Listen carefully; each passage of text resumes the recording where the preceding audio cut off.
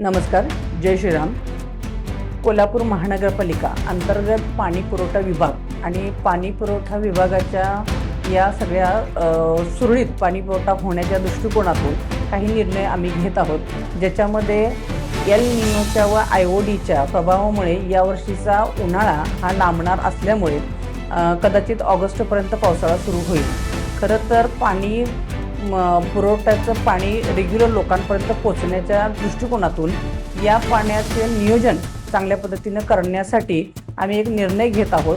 कोल्हापूर महानगरपालिका पाणी पुरवठ्याचे सर्व अधिकारी व सर्वांनीच मिळून हा निर्णय घेतलेला आहे की एक दिवस आड आपण पाणी सुरू करत आहोत, ज्याच्यामध्ये ABE हा एक दिवशी असेल पाणी पुरवठा आणि तसाच CD हा दुसऱ्या दिवशी असेल.